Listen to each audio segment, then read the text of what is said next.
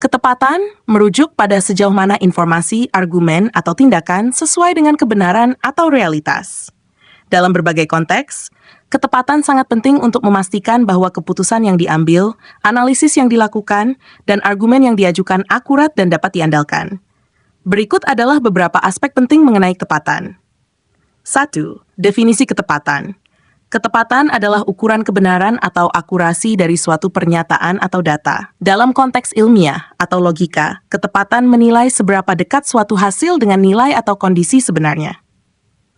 2. Ketepatan dalam data. Dalam pengumpulan dan analisis data, ketepatan sangat penting untuk validitas hasil.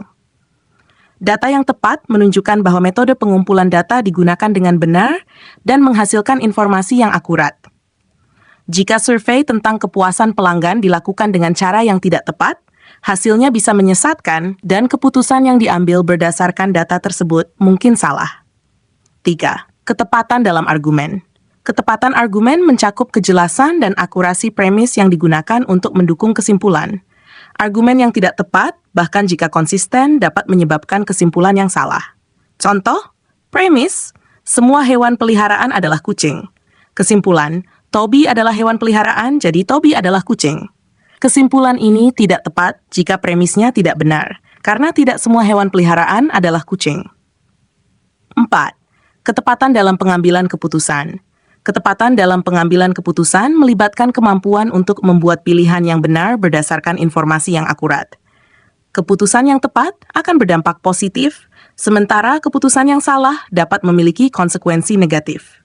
Contoh, seorang manajer yang membuat keputusan berdasarkan laporan keuangan yang tepat akan lebih mungkin untuk mencapai tujuan perusahaan dibandingkan dengan yang mengandalkan data yang tidak akurat.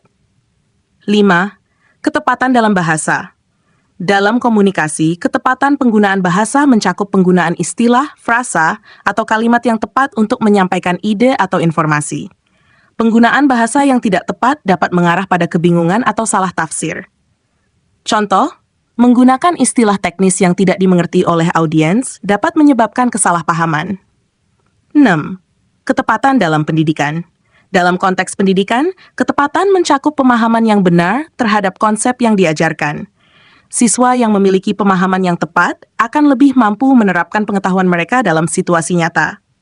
Contoh, siswa yang memahami rumus matematika dengan tepat dapat menerapkannya untuk menyelesaikan masalah yang lebih kompleks. 7.